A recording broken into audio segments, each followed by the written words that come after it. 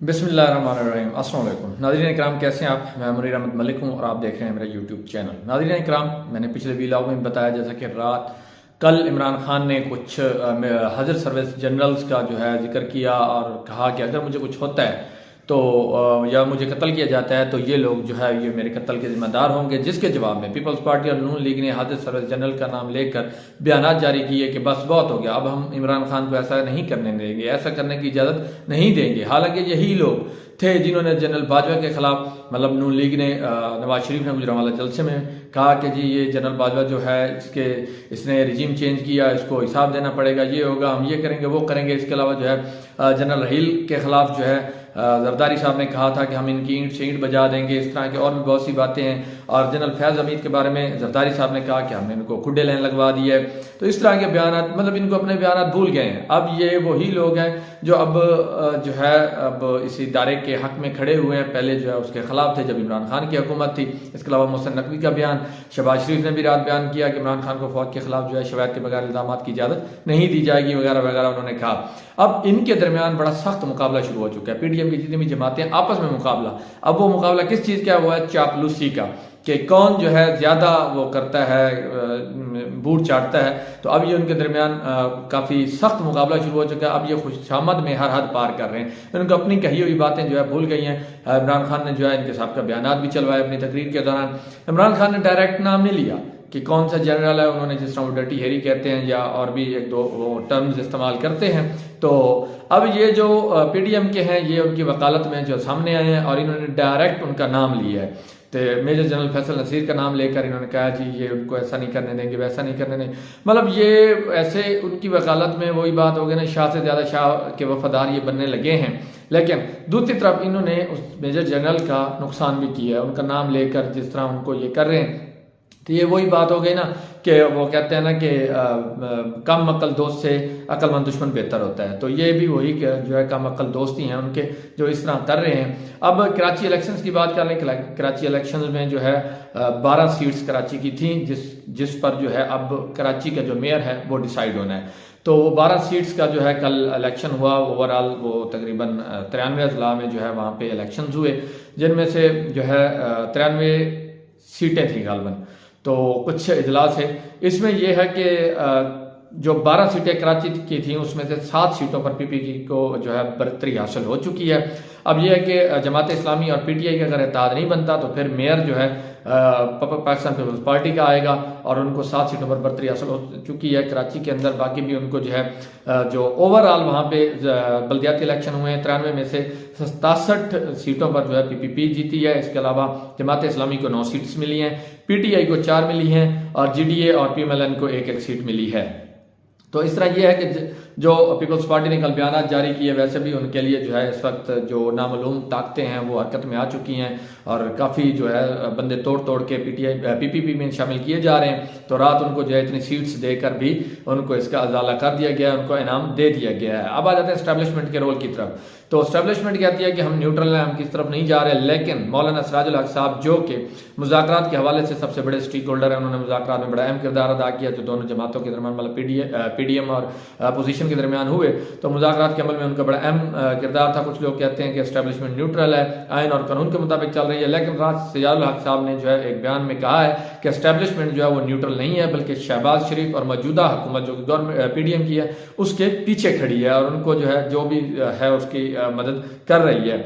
और अगर एस्टैब्लिशमेंट ना हो तो ये हुकूमत एक दिन भी नहीं चल सकती। ये अल्लामा सिराजुल हक साहब का बयान है जो कि मुज़ाकरात में बड़ा अहम किरदार अदा कर रहे थे। इसके अलावा हामिद मीर साहब भी रात एक प्रोग्राम में जो है अदलिया को धमकी दे रहे थे या कह रहे हैं कि धमकी अमेज लहजे में कह रहे थे कि पहले आप वज़ीर आज़म को निकालते थे तो एस्टैब्लिशमेंट जो है अदलिया के पीछे खड़ी होती थी, वो आपकी सपोर्ट करती थी। लेकिन इस बार ऐसा नहीं है, अदलिया जो है इस दफ़ा गवर्नमेंट के साथ खड़ी है। तो ठीक है गवर्नमेंट के साथ खड़ी है, लेकिन अदलिया के साथ जो सबसे बड़ी ताकत जो है वो अवाम है। जिस तरह वो कहते हैं कि आइन के अंदर लिखा गया है कि ताकत का सरचश्मा जो है वो अवाम है। तो अदलिया के साथ जो है वो अवाम खड़ी है और ये सबसे बड़ी ताकत है। इसके अलावा अंसार अब्बासी साहब भी जो हैं वो सीनियर साफ़ी हैं, नून लीग की तरफ उनका झुकाव है।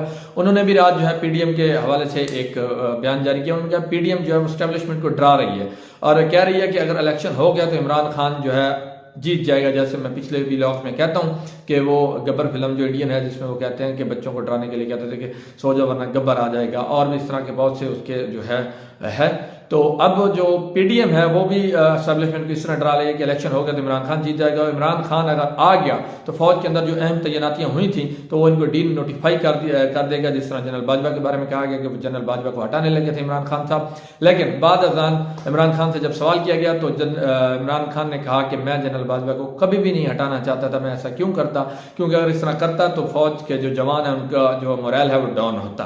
तो इमरान खान ने इसकी तरदीद कर दिया। अब एस्टेब्लिशमेंट डरी हुई है, और जो डरा हुआ शख्स होता है या कोई भी होता है तो वो फिर उसको जैसे कहोगे वो वैसे ही मानेगा। अब राना सनाउल्लाह साहब ने भी रात फैसलाबाद में जो है एक जलसे से खिताब करते हुए कहा कि हमने इलेक्शन मुहिम का आगाज जो है फैसलाबाद से कर दिया है।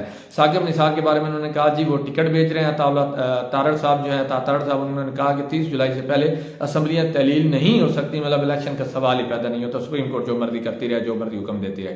पाकिस्तान की तारीख में, इस हफ्ते की बात करते हैं, पाकिस्तान की तारीख में अगर कुछ अहम हफ्ते या कुछ अहम टाइम को अगर हम कैटेगराइज करें तो उसमें ये हफ्ता शामिल होगा जो आज से शुरू हुआ है। वो क्योंकि जो है इस वक्त जो मामला चल रहे हैं, और 14 मई को इलेक्शन का सुप्रीम कोर्ट ने कहा हुआ है कि 14 मई को इलेक्शन करवाए जाएंगे, और वो 14 मई जो है नेक्स्ट एतवार आ रहा है जो आने वाला है, इसी वीकेंड कह लें आप, तो वो आने वाला है। इलेक्शन कमीशन की बदनीति आप देख लें, वो किसी तौर पर जो है इलेक्शन करवाने के लिए तैयार नहीं है। दूसरे वज़ार ख़ज़ाना ने फंड देने से इनकार कर दिया, जो वज़ारत दिफा है उसने सिक्योरिटी देने से इनकार कर दिया, इसके अलावा वज़ारत दाखिला है उसने ताउन करने से इनकार कर दिया। हालांकि ये तमाम इदारे जो है सुप्रीम कोर्ट के हुक्म के पाबंद हैं। तो इस तरह आईनी तौर पर जो है 90 दिन के अंदर इंतखाबात करवाना जरूरी है अगर असम्बली तहलील की जाती है तो, अदरवाइज अगर टेन्योर पूरा होता है तो फिर 60 दिन की होती है। सुप्रीम कोर्ट में पहले हाई कोर्ट में मामला गया, फिर सुप्रीम कोर्ट में आया, समातें हुई। सुप्रीम कोर्ट ऑफ पाकिस्तान ने हुक्म सादर किया कि 14 मई को इलेक्शन करवाए जाए। हुक्म पर अमल दरामद नहीं हो सका आज तक। सुप्रीम कोर्ट ने जो 14 मई का हुक्म दिया उसके बाद फिर इसी तरह मामला जो है वो डिलेइंग टैक्टिक्स इस्तेमाल करते हुए मामले को डिले किया जा रहा है। इसकी वजह सिर्फ एक ही है, इलेक्शन ना करवाने की वजह सिर्फ एक ही है, इमरान खान, कि इमरान खान जीत जाएगा और उनकी जो फतह है वो रोजे रोशन की तरह आया है, उन्होंने आना ही आना है। और फिर जब वो आएंगे वो जो कुछ करेंगे वो इनको डरा रहा है कि जब वो आ जाएंगे तो उन्होंने क्या करना है। रिजीम चेंज हुई, इनको जो असल डरा रहा है वो यही है कि रिजीम चेंज के बाद हुकूमत बरतरफ हुई, पाकिस्तान की अवाम ने इस बरतरफी को कबूल नहीं किया, अवाम ने जो है इमरान खान की जो हुकूमत गिराई गई उसको कबूल नहीं किया। जबकि जो इमरान खान की मकबूलियत है वो दिन ब दिन बढ़ती जा रही है। पिछले साल 13 महीने हो गए हुकूमत मतलब खत्म हुई को, 13 महीनों के दौरान इमरान खान की मकबूलियत डे बाई डे ऊपर ही गई है, नीचे नहीं है। जबकि दूसरी तरफ उनका मुकाबला 14 जमातों थे, और ऐसी जमातें 14 जमातें जिनकी उम्र समझ लें आपके 40-40 साल से ऊपर है, जमातों की उम्र कह रहा हूँ, बल्कि एक दो जमातें जो हैं वो 70-75 साल की हो चुकी हैं, जिनमें जो है ANP है, JUP है, JUI है, फजल रहमान ग्रुप, तो ये क्या में पाकिस्तान के वक्त से मौजूद है, 75 साल हो गए हैं इनको। इसके अलावा जो पाकिस्तान पीपल्स पार्टी है ये भी जो है इसको 50 साल, इन्होंने 85वीं सालगिरह अपनी मना ली है, तो ये भी 50 साल कंप्लीट कर चुकी है। जबकि जो PMLN है उसको अगर आप जमात ना ही कहें तो ठीक है, क्योंकि इसको पाकिस्तान पीपल्स पार्टी को काउंटर करने के लिए बनाया गया था, और ये एक लेफ्ट विंग था PPP का मुकाबला करने के लिए। तो इसके अंदर जो है आप सियासतदान तो आप नहीं कह सकते, इसमें फ्यूडल्स हैं, कैपिटलिस्ट हैं, इंडस्ट्रियलिस्ट हैं, बिजनेसमैन हैं, सियासतदान बहुत कम हैं। आप देख सकते हैं, आप उनकी जो है पार्टी पर अगर नजर दोहराएं तो आपको पता चल जाएगा कि इसमें कौन कौन शामिल है। अब एक तरफ 14 जमातें हैं, जबकि दूसरी तरफ सिर्फ अकेला इमरान खान है, और इनका वो इतना बहादुरी से दिलेरी से मुकाबला कर रहा है कि इमरान खान पर पिछले 13 माह के अंदर जो है कातलाना हमले किए गए, उन पर 150 से ज्यादा मुकदमात किए गए, उनकी पार्टी के कारकुनान, वर्कर और जो उनके बाकी लीडर्स हैं उन पर जो है पर्चे दर्ज किए गए, उनको उठाया गया। उसके अलावा तशद्दुद किया गया, उनके घर पर जमान पार्क में हमला किया गया, लेकिन इमरान खान जो है अभी तक डटे हुए हैं। इसके अलावा इमरान खान जो है अब अपनी हिफाजत खुद करते हैं, जिस तरह भी करते हैं, जबकि जो PDM है उनकी जानिब से मजाक उड़ाया जाता है, वो सर पे बाल्टी रख कर पेश होते हैं, ये करते हैं, वो करते हैं, लेकिन हिफाजत जो है वो सबसे मुकद्दम होती है, कि क्योंकि इमरान खान होंगे तो फिर सियासत होगी, अदरवाइज अगर वो खुद ही ना रहे तो फिर क्या सियासत और क्या कुछ। इसलिए वो अपनी हिफाजत को जो है अब कोई हिफाजत पर कंप्रोमाइज नहीं कर रहे।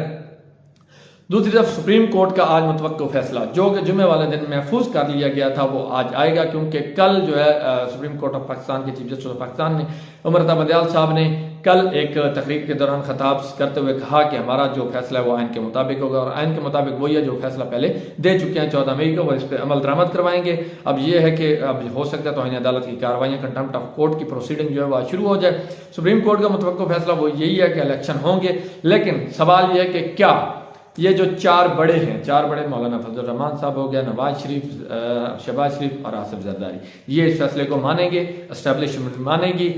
जो इस वक्त DGIS आई हैं या चीफ ऑफ आर्मी स्टाफ हैं वो इस फैसले के साथ खड़े होते हैं या इसके खिलाफ खड़े होते हैं, हुकूमत के साथ खड़े होते हैं या अदलिया के साथ खड़े होते हैं, ये सबसे बड़ा सवाल है। आज का दिन जो है वो बड़ा अहम है और देखना यह है कि आज क्या होता है, और उम्मीद है कि सुप्रीम कोर्ट की तरफ से तो वो क्लियर है कि वो फैसला जो है आइन के मुताबिक आएगा। 90 दिन के अंदर इलेक्शन जो होने हैं वो उस पर फैसला दे चुके हैं, और चीफ जस्टिस बारहा कह चुके हैं कि हमारा फैसला मौजूद है, तो वो उस पर अमल दरामद करवाएंगे। जबकि सवाल वही है कि इस फैसले पर अमल दरामद होता है या नहीं होता, आज देखते हैं क्या होता है। इंशाल्लाह नेक्स्ट व्लॉग में आपको अपडेट करेंगे, तब तक सुप्रीम कोर्ट का फैसला भी आ जाएगा। खुश रहें, खुश रखें, मेरे चैनल को सब्सक्राइब करना और वीडियो को लाइक करना ना भूलिएगा। अल्लाह हाफिज़।